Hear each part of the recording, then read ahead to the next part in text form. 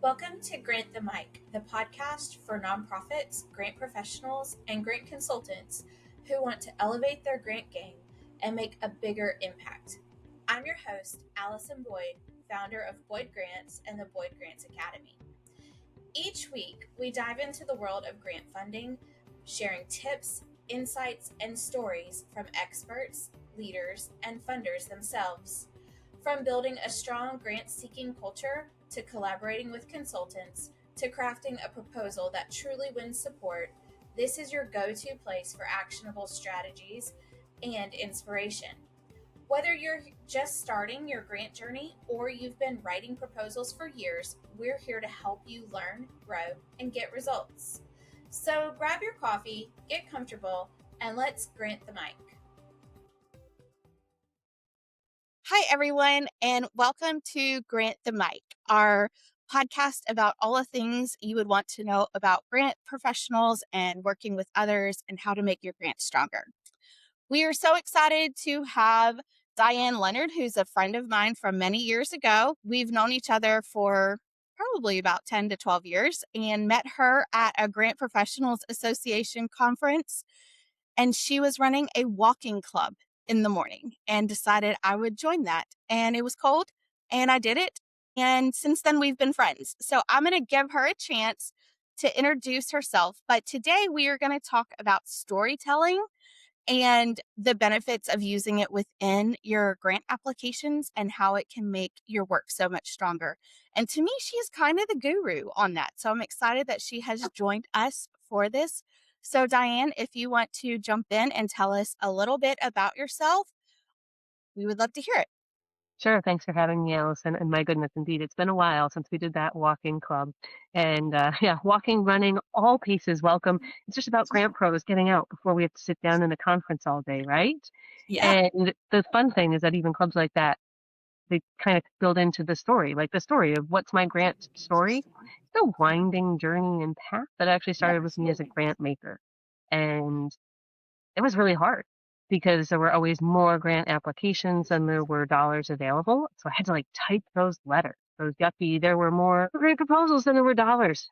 Now I see those sometimes and I'm like, oh, those are real, right? But I learned early on that storytelling would be what would make it so that an application would stand out for me, would stand out for board committee meetings. And so I thought, let's flip this. Let's help grant seekers make it easier. And so actually 20 years ago this month, I started DH100 Consulting to do exactly that, which is why storytelling is such an important part of who we are, because we think that that makes the stress of the decision process a little easier for the grant maker. Makes it easier for them to make you the absolute yes. So that's a little bit about why I love grants, why I say don't let grants stress you out. We can help. Storytelling, I think, is one of those ways that we help to help people stand out, and people can really do a great job on their own with it. So I'm thrilled to be here to give some tips and tricks so people can elevate their storytelling. So in full transparency, when I first started writing grants many months ago, I was a just the facts person. Like, let me just tell them the reality of the situation and they just need to know the facts and the data supports the facts and that should be good enough. And yes, it won me grants and it was fine and it worked. But then I learned about, kind of adding in your emotion and your feeling and the story behind the data. And I thought, that's creative writing and that is not what I do. I am just a proposal writer. And I was terrified about putting storytelling into any of my grants because I didn't want it to water down the truth of the work that we did and the data that supported it. So what is the one thing that most grant writers misunderstand about storytelling? Well, Allison, I've known you for a long time, so I know you'll take this the right way. It's actually the way that you just described storytelling, because storytelling isn't limited in a grant to putting in human emotion and human story. It's actually thinking about the application from the very first thing somebody might read if they read it in order to the end. It's about the entire story arc that your attachments create, that your SMART objective creates related to your cover letter. And yes, human story sometimes is what makes that really stand out. But it's the idea that the story is the whole thing, given how much this year is about relationships and standing out in these crowded processes. I'd argue the story starts even in initial funder relationship and connections and emails and exchanges. So to me, the understanding is that the definition is too narrow about storytelling. It really hits everything. Everything builds on your story and your credibility. And so I think that's actually the one thing that I like people to broaden their definition for. I feel like if someone would have told me that years ago, I wouldn't have been so terrified of Mm. storytelling. And then, you grow in your career and everything, and you realize, well, every interaction with that funder is building your case. Yeah. And that's essentially what you're doing is you are building your case along the way. So why do you think it is such an essential part of a strong grant proposal? Well, to look back at what you said earlier about tell the facts. My numbers support the facts, the data support the facts. Here's what we're going to do. That's your baseline credibility, right? This is factual. This is how you know we're going to be a great grantee. This is how you know that we know what we're talking about and that we're experts. This is how you know what we're going to do with your money, and that we're going to report on. So I mentioned that we're going to keep reporting and being great grantees, right? I've already said that is important. That's foundational. But storytelling is also here's the impact that we've created over the last 5 years. Here's what we saw as the success of our pilot program. Here is this one person story that we want to share with you as an example of the bigger impact we see across all those we serve. Storytelling, again, my broader definition is giving more life to those very factual, important things. And so your grant makers, the grant makers we're helping our clients with, each of us, they're seeing record volumes of proposals. What's going to help them stand out? Okay, well, yes, you're right. We could talk about keywords, we could talk about all those things, but let's assume that you get to the point where you're going to be read. Unfortunately, plenty of proposals don't get read these days because of other things. But so you get to the point where you're going to be read. Storytelling is going to be what helps set you apart. If there's two applications and both are really well written, both are factually accurate, both present well-cited data, both have smart objectives, which one is the grant maker going to pick of those two? Probably the one that has a stronger emphasis on the story of the impact and the success they create, either through some foreshadowing or through some retrospection on impact they've created. That's going to be the one that makes the grant maker feel more confident. This one is my better investment. This one seems like I've got a stronger investment. They both are technically accurate and great, but that storytelling is the thing that sets you apart. So I love that you said that because I really feel like storytelling is looking at it like we nonprofits do and creating their impact reports, their end of year reports, because they are drastically different than the cut and dry. This is what we do. This is the numbers to show that the data that supports all of the work. And I think that what happens is sometimes we look at that as a marketing piece and we don't look at how do we use that impact report and the language in that impact report to translate into our grant narratives. And I think that's a great starting point when you're like, okay, how do I make my grant narrative have more storytelling in it? I think starting at your impact report is a good place to see, well, how am I telling my donors what we do? Because that looks different than answering select questions for a grant, right? Yeah. And you're right on. It's why I've been speaking at the nonprofit storytelling conference for so many years. I'm like the token session about grants. And everything else is about donor stuff. Mhm. Major donors, individual donors, social media stories, impact reports. And so I'm there to say, hey, don't forget that what you're doing over there, you can use in grant. And then I'm also there to say, hey, the stories you use in grant, let's use them there. Like it goes in Right. all the directions, and lots of organizations make that siloed, I don't want to say mistake, but they make that siloed assumption.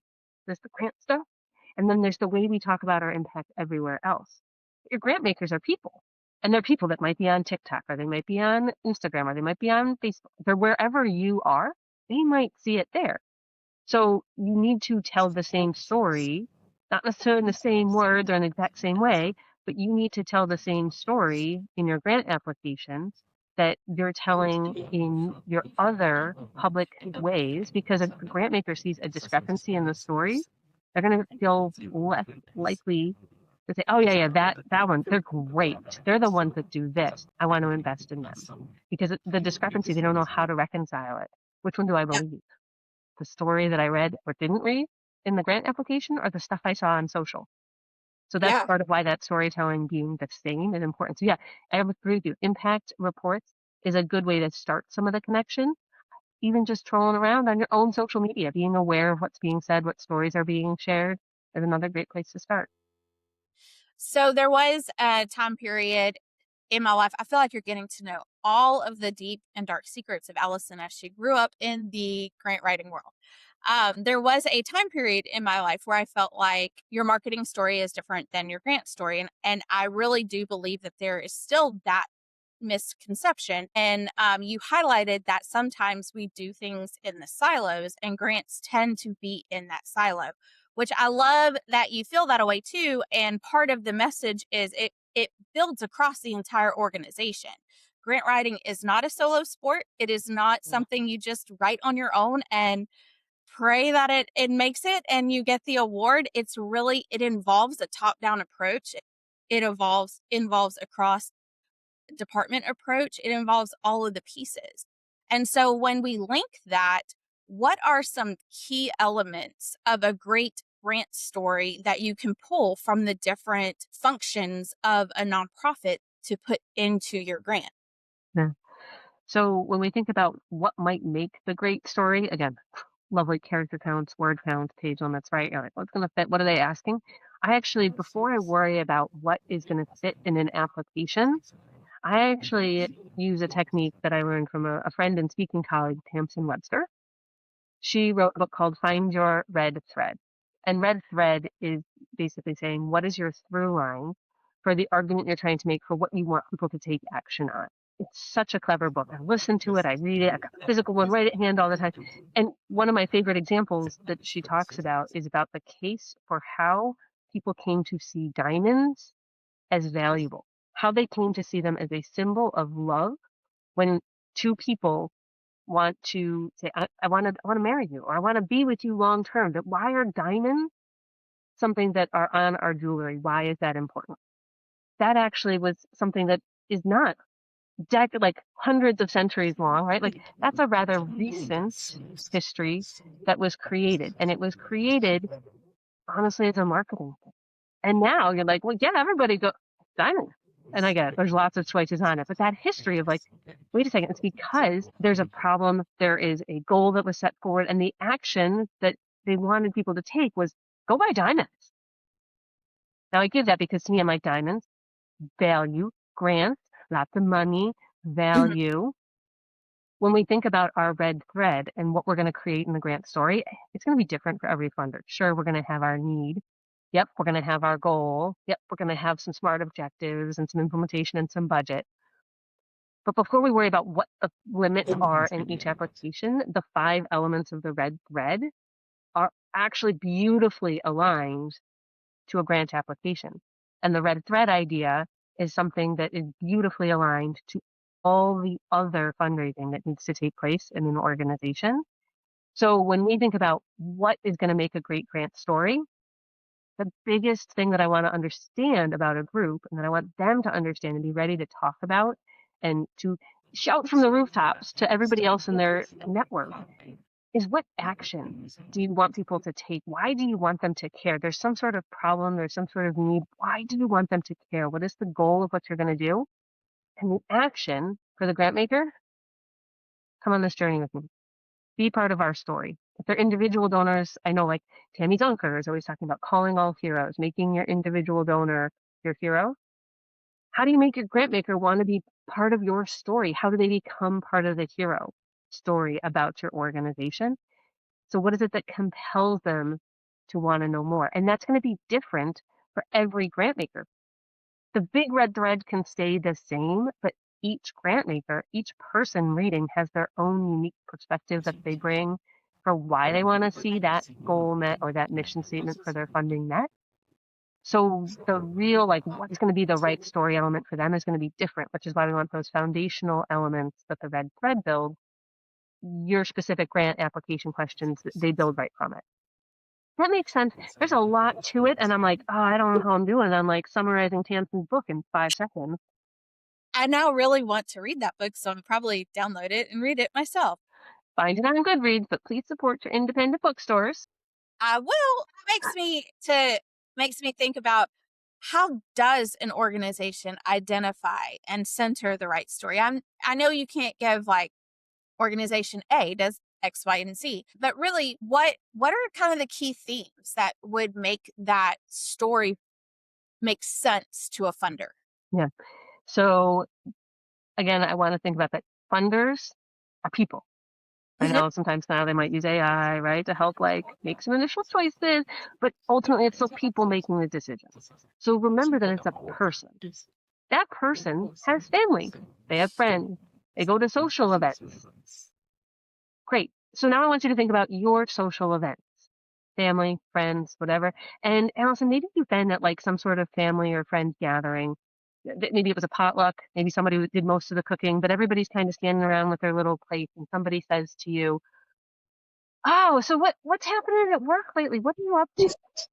Right? That happens to all of us, and we don't give the super technical answer. You probably tell a story about something that's pretty exciting, something you're really proud of. And I'm like, oh, wow, right? Or somebody says, "Hey, I heard you got a new job. You're with the Alzheimer's Association. What is it that you're up to there? Hey, I heard you're with Big Brothers, Big Sisters. But tell me about that." You're not going to give them the technical answer that you're going to like type into the grant application in the character limit. You're going to tell something that's really personal and that sounds impactful. And that's the sort of story. Like, well, when I told that story at that particular cocktail party, I mean, they were like, oh, okay. No, so I tried it in a slightly different version at Business with a Twist for the Chamber of Commerce 2 weeks later. And they're like, wow, that's really cool. Right. Okay, so wait, how did I tell the story differently that time? I just learned something that's going to help me figure out the right way to tell the story in a grant application. So my clumsy way to get to the point is practice your story. Like, what does it sound like verbally on people outside of your organization? Do it at the grocery store. Do it at the bookstore. You're at a like school line waiting to pick kids up, and you're like standing outside waiting for them. Like, oh hey, that happened to really anybody, anybody, and see what gets them jazzed about what you're telling them. You just hit on what gets them excited, what makes them want to know more.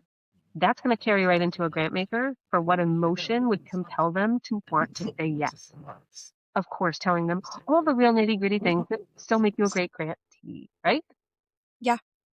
So with that, how do you find that balance of facts and emotion and the red thread and making it all the way go all the way through where it doesn't feel heavy one way and afterthought for the others? Like I read a book and now I feel like I need to put all of the things in, you know?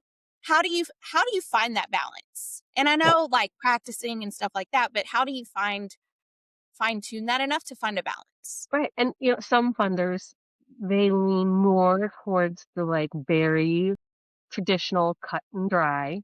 Here's the story of our facts. And then there are funders that maybe it's more like a family foundation. I get it. I'm generalizing, right? So maybe government is more like that. Family foundation might be more individual stories might make a difference. But at a minimum, you don't want to go past the 50-50 point on any funder. So that can Uh-huh. be a little bit of a gut check for yourself. Like, did I go too heavy one or the other? I like to look at funder information. What do they have publicly available? What do they talk about? What does their website feel like? Does it feel very cut and dry? Or does it show stories and pictures of the impact they're creating? There's a funder that supports environmental causes. And when you go on their website, they have a picture of there's all these kids and they're wearing those little orange life vests and they have basically, right, their neck is gone in the life vest. And they're all standing on a boat looking over the edge at the water and they're learning about the environment. And there's pictures like that all over their website. They care a lot about story, Yeah. right? Versus, and I'm not saying that the funder who has no pictures, no stories, nothing, I'm not saying they don't care about stories, but you might lean a little more towards the traditional, still ensuring though that your entire application is telling your story of impact. But the cues from the funder, especially if you haven't talked to them, give you some of those. similar vibes to, hey, how did people react to what sort of story I told them when I was talking about our work out and about in the community? So, what are some of the biggest storytelling mistakes that you see in proposals? That people think it has to be about a single person's story. Sometimes that's appropriate. Sometimes that's what a grant maker actually asks for, Hmm. but it can be appropriate, but you don't want to get lost deep in the weeds of the one story. It needs to it needs to be a value add. The application needs to stand on its own before you put Hmm. the story in. And so I think it's that misunderstanding of what does it mean to tell a story. Some people try persona stories, and I love those as a way to take demographic groups and consolidate them and give more the voice of a community than an individual story. Helps people to Hmm. see that it's more than one. But I think broadening the definition is really what folks need to look at. And actually, I have an editing tip so Oh, that, please. okay, so when folks are thinking about, did I tell this story? Should I have used 250 characters for that individual's impact story, or should I have used 200? Right? Like these are the things that keep us up at night as grant professionals, aren't they? Yes. Step way back and instead have someone that's not read your proposal yet read it and fill in the blanks to this question. So there's going to be 4 blanks in this question that you want to ask them. Why blank, comma, by blank, comma, for blank, comma, at question mark. What you're trying to have the grant maker understand when they read the proposal is basically why this project, by this organization, for this need, at this time. And so if your reviewer, the person who's, I'm not saying they're the full copy editor, but somebody reads it, if they can answer, if they can fill in those blanks, and you're like, wow, that was really close to what I wanted, you have the right storytelling in place because they got it. That is actually that they got your red thread. It doesn't matter how many characters or exactly the nuanced details that you put in about the mom or about the dog that got it. It doesn't matter. If they can come back to those blanks and give you basically a parroted version of that fundamental question, thumbs up on your storytelling. I really love that tip. And I think I'm going to, we do quarterly trainings for our grant writers. And so that is such a great tip. We might add that into our normal cycle. It's so good just to have someone look at what you wrote and give them I like the 4 questions, but give them kind of, I'm trying to say this, is it there? And that's a great editing piece of advice.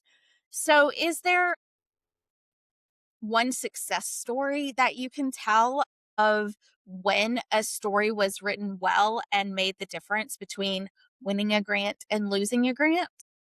So if you don't mind, I'd actually like to give you 2 counter stories Do what you want. That's fine. because I'm like, and you know, like Diane does not play by the rules. I asked you for one, and you're like, I'm like, but here's why. The storytelling has to be unique to the grant maker. Story one of it is still to date our largest award, 20 million, full of story, helping the reviewers to understand what it is like to be a student in a rural community that doesn't have access to all sorts of like pre-college stuff. Now, this is a proposal from quite a while ago, online things that certainly would change the story, but it used a persona. So not a story about a real person, but it helped the reviewers to, whether they grew up in a large city or they're like, oh yeah, I grew up in a rural community too. I get that. Doesn't matter where they grew up, what their experience was. They opened the application, the big federal narrative, by putting people right in the shoes of a student that would potentially be the first one to go to college that didn't have resources in this rural community for all these pre-college things. Beautiful, beautiful way to open it. Everything else was traditional, like fact, answer every question, get every point. They didn't get extra points, I'm certain for it, because of that story, but it gave everybody the frame of mind why this project, by this organization at this time, for this need. Like it gave them that framing. That's how they opened it. I love that. Story 2, though, 19.47 something something million. So second biggest award we have. Totally by the book. Answer the question, do nothing else. Make sure that you use the words that you're supposed to use, not a story to be found. Nothing. However, it was 110% consistent. No, that's not really a thing, right? All the math people are like, Diane, it's just 100%. Yep, it's 100% consistent across the application for every element, for every title in CVs, in MOUs, in the application. Everything told the same consistent story so that as points were being taken and they're looking, right? They're trying to figure out, okay, why this project, by this organization, for this need at this time. It was just, yep, thumbs up, good investment. Yep, thumbs up, good investment. They are both stories. They are Right. very different interpretations of stories, and they both have really good like outcome, right? But I like those because those dollar amounts, it's fun when they're big. But like that they're so similar and they are polar opposites in terms of what storytelling meant. But they both answered that fundamental question. Well, I also think it highlights the fact that the one that you talked about, that story, even though it wasn't a traditional story setting the scene, it was the importance of the attachments and how they relate to the narrative and how the narrative relates to the cover page and how the cover page relates to the SF424 and Well, that in and of itself is a story because if yeah. you're inconsistent in those things, it kind of is a red flag that you're going to be inconsistent in the management too. Oh, So, it is a big red flag, right? Like because you're gonna lose a point here, a point there, and the next thing you know, you're like, whoops, yep. right? And you didn't get to the top. That's what happens as a result of it. And you're right, it is an inconsistent story. Even though people might think, it's just an inconsistency across the document. Not when we use our big, broad definition of storytelling, which I hope you embraced. And I think you have actually, Allison, over the years when we've talked about it. But like, that's what we need others to understand too. So there's less pressure about what does storytelling mean in grants. I mean, we actually, when we do client intakes and whatnot, we look at organizational documents and we have our team really dig in to understand how to tell the organization's story the way that they do. And we need more than just previous applications. We need the whole picture. We tell them, give us your dirty laundry. That's fine. We need to know all of the things so we can articulate it well in the work that we do. And I feel I am not like, just the facts, Jack, anymore.